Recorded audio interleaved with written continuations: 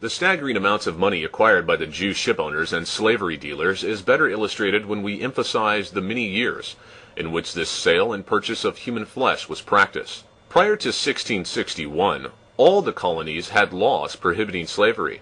It was in that year that the Jews had become powerful enough to bring about the repeal of these laws, and slavery began in earnest. The Jews had discovered that the colonists needed additional manpower to help them clear their fields for planting, helping in the construction of dwellings, and in general to help with harvesting their crops. This was particularly true of the southern states, which we have referred to earlier. The Southerners had vast tracts of rich soil suitable for rice, cotton, tobacco, and cane sugar. At first, impoverished Europeans were recruited. English prison doors were opened, and finally prisoners of war from England and Holland were brought to the colonies, made to work until they had paid the cost of transporting them by ship, and then set free. It doesn't take a Jew long to discover what his brothers are doing. So a group of Jews settled in Charleston, South Carolina, where they set up distilleries for making rum and whiskey. They too learned that they could trade with the natives on the west coast of Africa for ivory, and several ships were purchased and sent to Africa, trading the usual glass beads and other cheap ornaments for ivory, which, however, took up but little space on board the ship. It occurred to these Jew traders that they could supply the plantations in the south with black ivory, needed under swampy and malarial conditions which European labor could not tolerate without sickness, and which would not only fill the holds of their ships, but bring enormous profits. This same group had earlier tried selling Indians as slaves, but they found them completely unsatisfactory, as the Indians would not tolerate this type of work. Thus another segment of the slave trading had become active and profitable outside of Charleston, South Carolina. Several shipholds of black slaves were sent by the Dutch West Indies Company to Manhattan. During this time, there were a number of plantation owners established in the West Indies, and two Jews, Urjair and Sayir, with strong Rothschild connections in Spain, formed an agency called Asiento, which later operated in Holland and England. It was through these connections that Jews in Holland and England exerted influence, and both of these connections cooperated in helping the Jews provide black slaves for the colonists. With the yearly capture and transport of 1 million black slaves, it is not difficult to figure that from 1661 to 1774, 113 years, approximately 110 million slaves had been removed from their native land. About 10%, or 11 million, black slaves reached the colonies alive. We have talked about the small ship Abigail, which could accommodate only 56 people, and yet the profits per trip were enormous, with little or no investment. There were many other ships, but we will concentrate here on only a few, such as the La Fortuna, Hannah, Sally, or the Venue, which made very great profits. The La Fortuna, by the way, transported approximately 217 slaves on each trip. The owner cleared not less than $41,438 from such a trip. These were dollars which the slave dealers could keep, and these were dollars of value which would buy a great deal in return.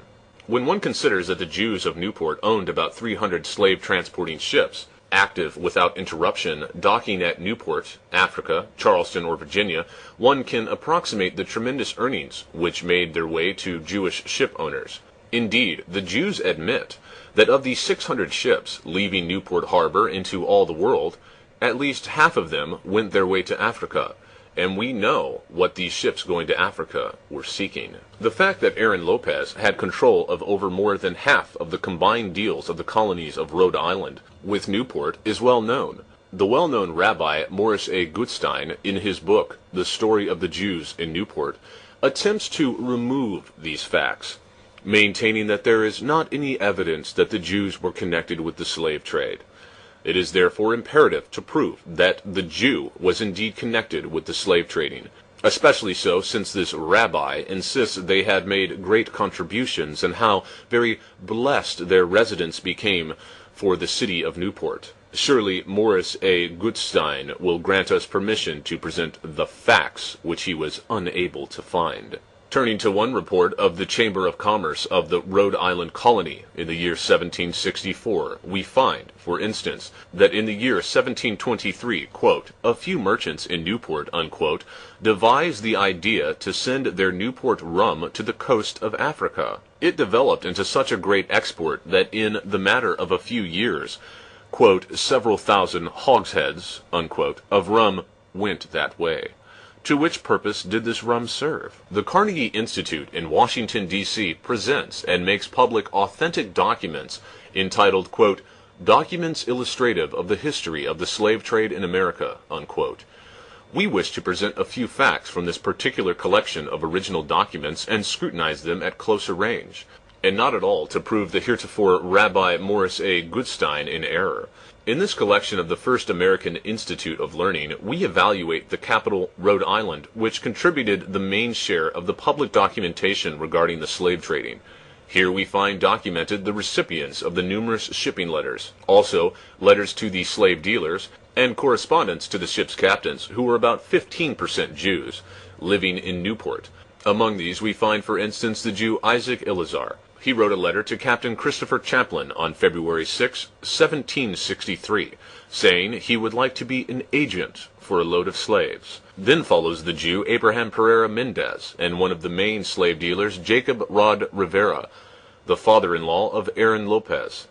And then there is Aaron Lopez himself, and many, many other Jews.